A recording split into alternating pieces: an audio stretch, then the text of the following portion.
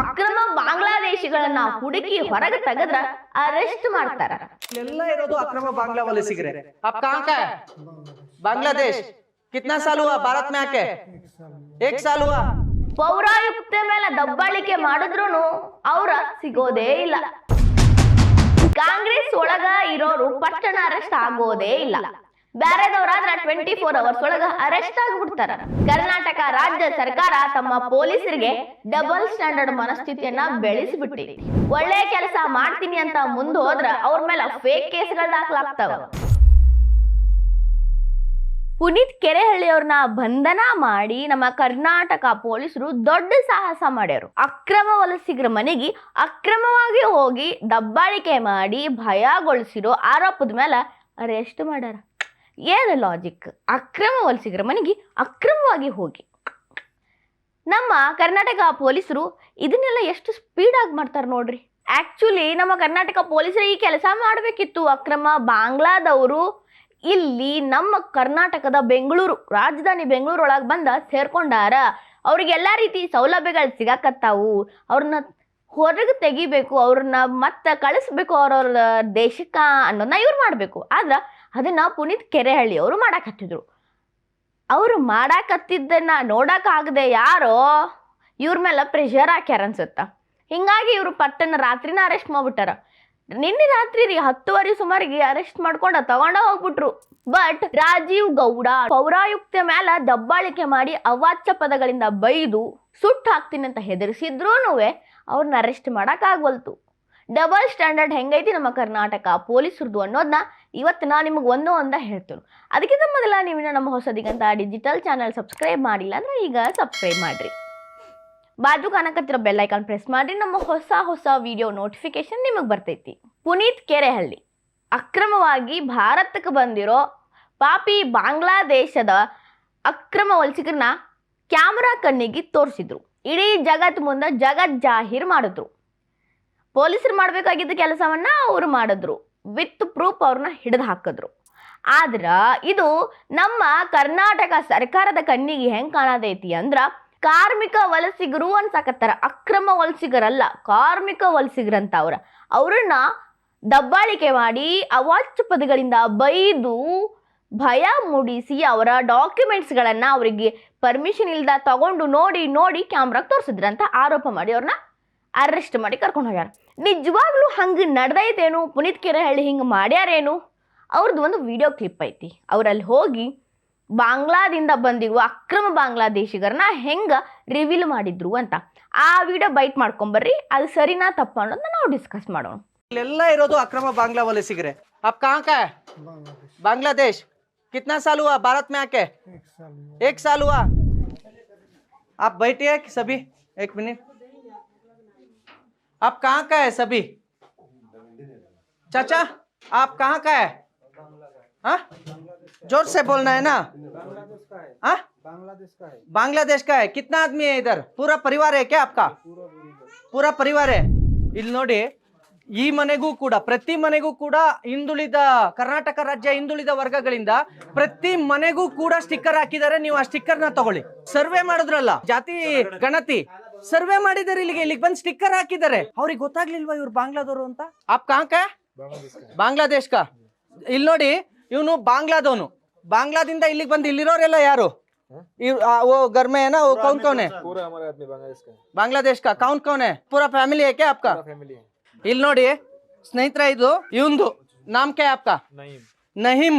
ಇದು ನಹೀಮ್ದು ಬಾಂಗ್ಲಾದೇಶದ್ದು driving licence. ಅವನು ಬಾಂಗ್ಲಾದೇಶದಲ್ಲಿ ಕಟ್ಟಿರ್ತಕ್ಕಂಥ ಎಷ್ಟನೇ ತಾರೀಕು? 2 ಸೆಪ್ಟೆಂಬರ್ 2019 ಪೇ ಮಾಡಿರೋದು ಬಾಂಗ್ಲಾದಲ್ಲಿ. ಸೊ ಒಂದಂತೂ ಕನ್ಫರ್ಮ್ ಆಯ್ತು.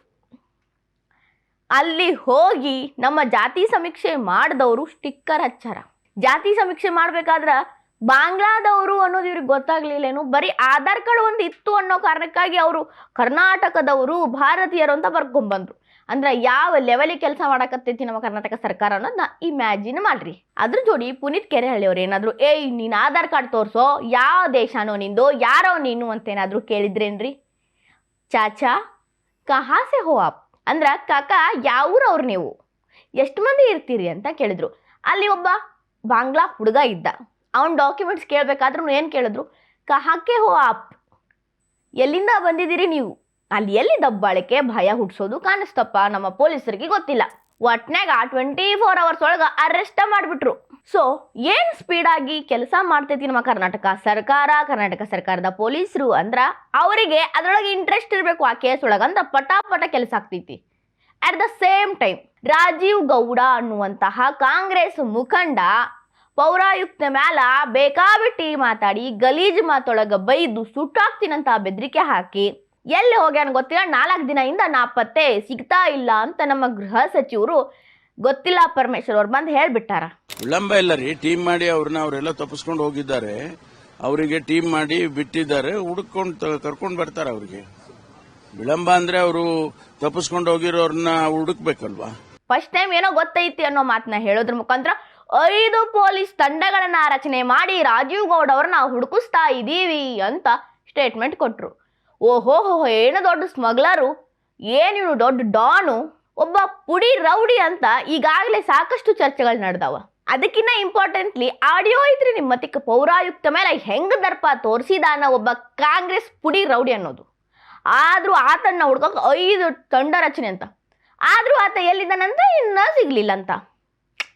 ಕೆಲಸ ಎಲ್ಲಿ ಸ್ಪೀಡ್ ಆಗ್ಬೇಕಲ್ಲ ಅಲ್ಲಷ್ಟೇ ಆಗ್ತಾವ. ತಮ್ಮವ್ರ ಮೇಲೆ ಕೇಸ್ ಆದ್ರ ಪಟ್ಟಣ ಕೆಲಸ ಆಗೋದಿಲ್ರಿ.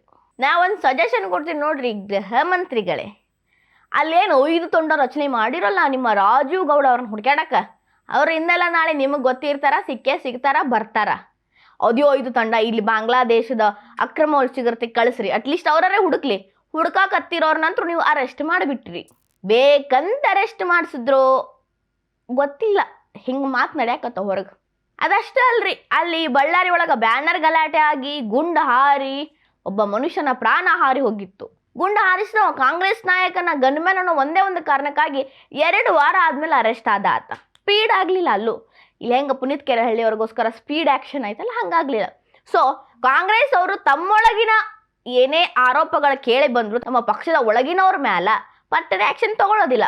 ಬ್ಯಾರೆದವ್ರ ಮ್ಯಾಲೆ ಏನಾರೇ ಈ ರೀತಿಯಾದಂತಹ ಆರೋಪ ಬರ್ತಿದ್ದಂಗನ 10 ನಿಮಿಷದಾಗ ಪೊಲೀಸ್ ಜೀಪ ಅವ್ರ ಮನೆ ಮುಂದಿರ್ತೈತಿ. ಸೊ ಡಬಲ್ ಸ್ಟ್ಯಾಂಡರ್ಡ್ ಮನಸ್ಥಿತಿಯನ್ನ ಸಾಕಷ್ಟು ಸಲ ನೋಡಿವಿ. ರೀಸೆಂಟ್ ಆಗಿ ಲೇಟೆಸ್ಟ್ ಉದಾಹರಣೆ ಅಂದ್ರೆ ಇವನ್ ನೋಡ್ರಿ, ಪುನೀತ್ ಕೆರೆಹಳ್ಳಿ ಸಸ್ತಾ ಸಿಕ್ಕಿಬಿಟ್ರು, ಪಟ್ಟಣ ಅರೆಸ್ಟ್ ಮಾಡಿದ್ರು. ರಾಜೀವ್ ಗೌಡ ಸಿಗಾಕತ್ತಿಲ್ಲ. ಅದ್ಯಾವ ಐಷಾರಾಮಿ ಜೀವನದಾಗ ಹೋಗಿ ಕೂತಾರೋ ಅವರು ಯಾರಿಗೆ ಗೊತ್ತು. 4 ದಿನದಿಂದ ಕಾಣತಿಲ್ಲ ಅಂತ ಭಯಭೀತರಾಗಿ ಓಡಿ ಹೋಗಿದ್ದಂತ್ರು ಕನಸಿನ ಮಾತ. ಅವ್ರಿಗೆ ಗೊತ್ತೈತಿ ನಮ್ಮದೇ ಸರ್ಕಾರ, ನಾವೇನು ಮಾಡಿದ್ರು ನಡೀತೈತಿ ಅನ್ನೋದು. ಸೊ ಐಷಾರಾಮಿಯಾಗಿ ಎಲ್ಲೋ ಹೋಗಿ ಕುಂತಿರ್ತಾರ. ವಿಷಯ ತಣ್ಣಗಾದ್ಮೇಲೆ ತಾವೇ ಬರ್ತಾರ.